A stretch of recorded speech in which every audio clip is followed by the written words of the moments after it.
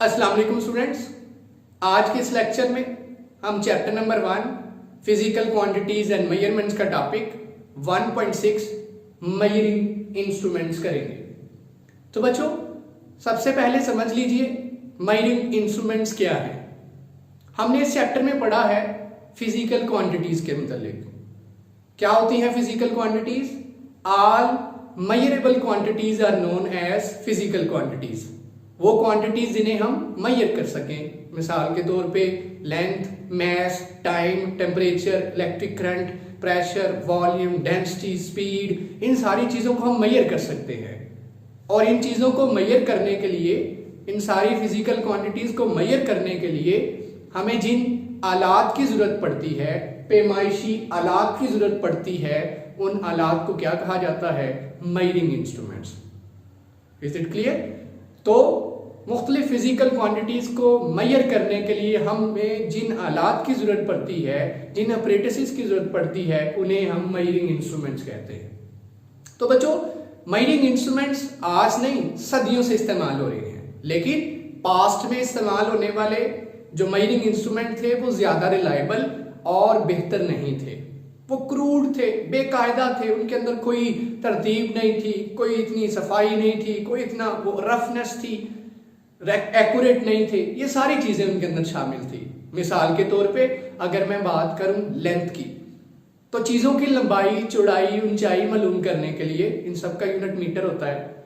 इन सब को मालूम करने के लिए पुराने अदवार के अंदर क्या किया जाता था? बिफोर क्राइस्ट, हजरत ईसा अलैहिस्सलाम से पहले क्या करते थे? लंबाई मालूम करने के लिए गिट्ठों का, जिसे हम एक हाथ को गिट्ठ कहते हैं, इसका सहारा लिया जाता था। मिसाल के तौर पे मैंने इस व्हाइट बोर्ड की यहां से लेकर यहां तक चौड़ाई मालूम करनी है, तो ऐसे कर लिया करते थे जी। 3, 4, 5 बता दिया जी, 5 हाथ इसकी चौड़ाई है। इसी तरह से एक और तरीका था कि कलाई तक, यहां तक मालूम कर लिया जाता था लंबाई। ये एक बाजू, इसी तरह से दूसरा बाजू, 3 बाजू जी इसकी चौड़ाई है। इसी तरह से एक और तरीका था लंबाई मेजर करने का, वो था रस्सी। रस्सी का एक टुकड़ा लेके उससे पैमाइश कर ली जाती थी कि ये रस्सी के इतने साइज के बराबर इसकी चौड़ाई है। इसी तरह से अगर वक्त की बात की जाए, तो पुराने दौर के अंदर वक्त को मालूम करने के लिए, टाइम की मेजरमेंट के लिए क्या किया जाता था? सन डायल, सूरज की रोशनी से मालूम किया जाता था कि दिन का कौन सा पहर गुजर रहा है। स्क्रीन के सामने आपको तस्वीरें नजर आ रही होंगी, सन डायल। इसी तरह से क्या किया जाता था? वाटर डायल, पानी के जरिए भी पता चलाया जाता था कि दिन का कौन सा पहर है, मॉर्निंग है, नून है, आफ्टरनून है, इस तरह रात का वक्त है, कौन सा वक्त है, सो इससे पता चलाया जाता था। लेकिन ये सारे इंस्ट्रूमेंट रिलायबल नहीं थे, रफ थे, एक्यूरेट नहीं थे, इनके अंदर गुंजाइश थी, गलती आने के अंदेशे बहुत ज्यादा थे। लेकिन आज के दौर की बात की जाए, लंबाई ही की बात कर ले, तो बच्चों लेंथ को मेजर करने के लिए आज के दौर में सबसे सिंपल जो इंस्ट्रूमेंट है वो है मीटर रूल। पैमाइशी आला है।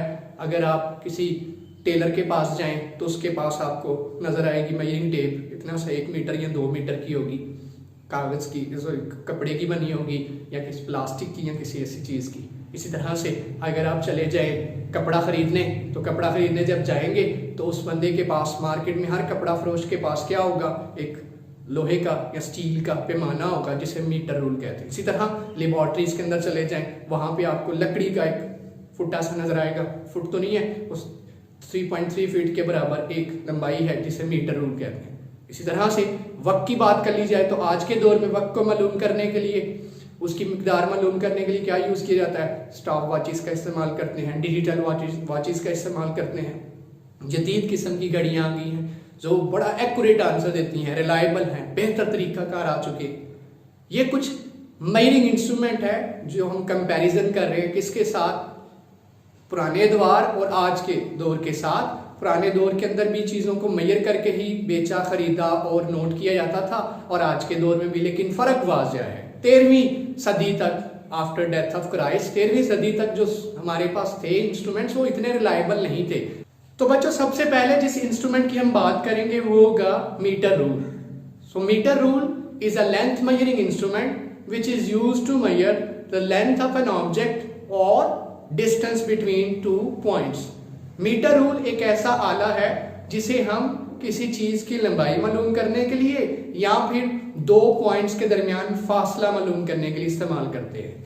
मिसाल के तौर पे मेरे पास ये एक डस्टर है, अगर मुझे इसकी लेंथ मालूम करनी है तो मैं जिस इंस्ट्रूमेंट का सहारा लूंगा वो होगा मीटर रूल। इसी तरह से फर्ज कीजिए मुझे अपनी हाइट मालूम करनी है तो जिस इंस्ट्रूमेंट का सहारा लूंगा या जिस इंस्ट्रूमेंट को इस्तेमाल करूंगा वो होगा मीटर रूल। मीटर रूल को हम बच्चों ज्यादातर कहाँ इस्तेमाल करते हैं? लेबोरेटरीज के अंदर। लेबोरेटरीज के अंदर अक्सर आपको लकड़ी का एक स्केल नजर आएगा जिसकी लंबाई 1 मीटर होती है, उसे मीटर रूल कहते हैं। इसके अलावा अगर आप कपड़ा फरोशों के पास चले जाए जो कपड़े का कारोबार करते हैं तो उनके पास जाके अगर हम उनसे कहें 2 मीटर 3 मीटर 4 मीटर कपड़ा दे दें तो वो कपड़ा जिस मेजरिंग इंस्ट्रूमेंट से मेजर करके देंगे वो है मीटर रूल, और वो स्टील का या लोहे का होता है, उसी के साथ वो 2 3 4 मीटर पैमाइश करके आपको दे देंगे।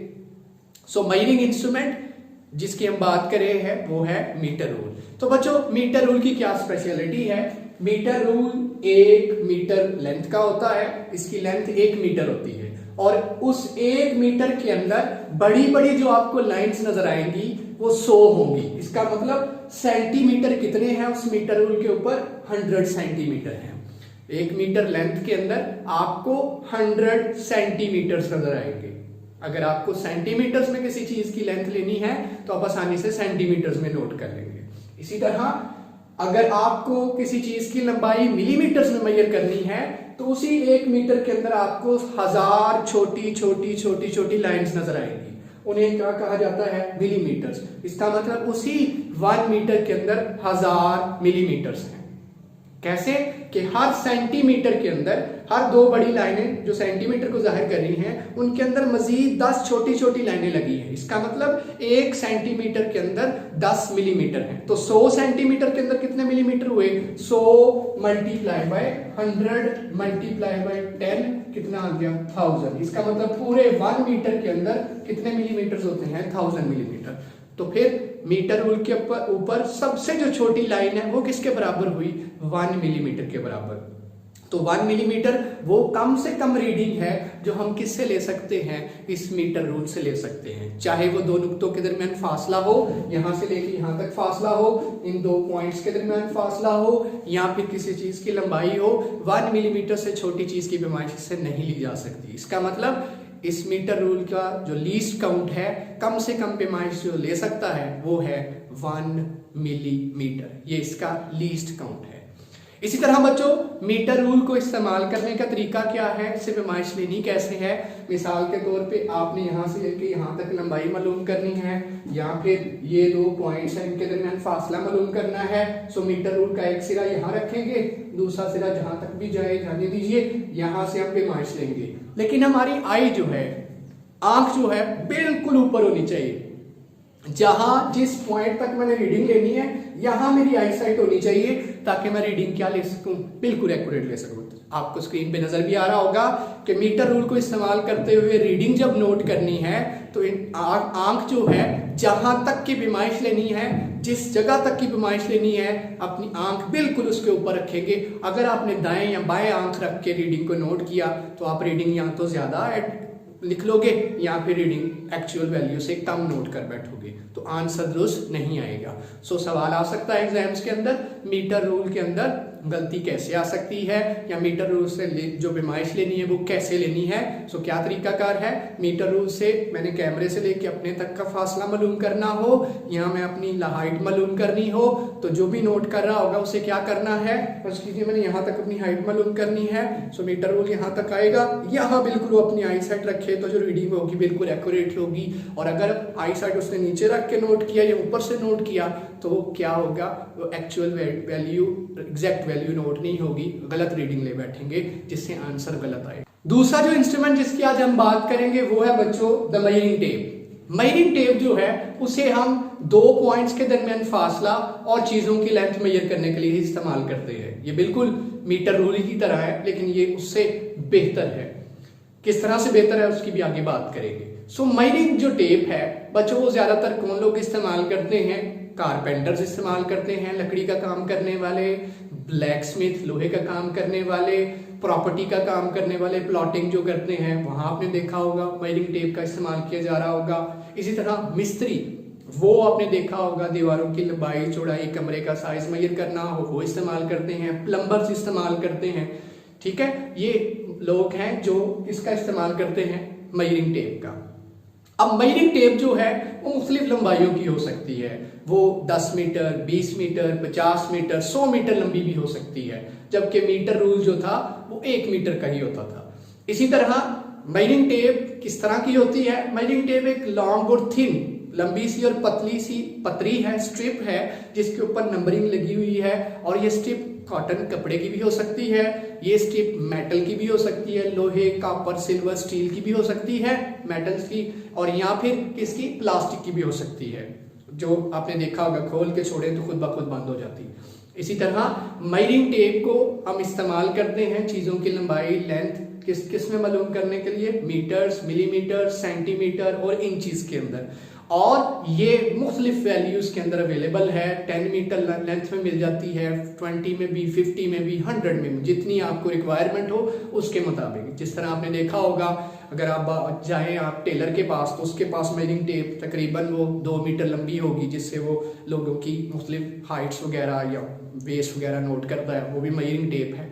इसी तरह से आपने प्लॉटिंग वाले लोगों को देखा, उन्होंने तो बहुत लंबी लेंस को मेजर करना होता है, तो उनके लिए साइज डिफरेंट है। सो मुख्तलिफ मेजरिंग टेप्स जो हैं मुख्तलिफ साइजेस की मार्केट के अंदर अवेलेबल हैं, और ये ज्यादा बेहतर हैं किसकी निस्बत, मीटर रूल की निस्बत। किस तरह बेहतर है बच्चों? इन्हें फोल्ड करना आसान है, जितनी मर्जी लेंथ की हो उसे फोल्ड कर लिया जाता है, कैरी करना आसान है, लेके जाना आसान है। दूसरी तरफ जो मीटर रूल है उसके टूटने के चांसेस हैं, लेके जाना बड़ा मुश्किल है, तो इसे पॉकेट के अंदर आप डाल के आसानी से लेके जा सकते हैं, जहां मर्जी खोलिए, इस्तेमाल कीजिए, इसे दोबारा रख लीजिए। तो ये इसके बेबहा फायदे हैं। इसी तरह से मीटर रूल जो है ये मुख्तलिफ जगहों पे इस्तेमाल भी किया जाता है। तो आज के इस लेक्चर में बच्चों हमने मेजरिंग इंस्ट्रूमेंट्स की बात की, उनकी हिस्ट्री के मुतालिक देखा, उनके अंदर जो डेवलपमेंट आई वो देखी, फिर हमने 2 मेजरिंग इंस्ट्रूमेंट्स पढ़े, और ये दोनों ही इंस्ट्रूमेंट क्या मेजर करते हैं? लेंथ्स मेजर करते हैं, लेंथ, 2 पॉइंट्स के दरमियान फासला। सबसे पहले हमने मीटर रूल की बात की और दूसरा हमने पढ़ा द मेजरिंग टेप।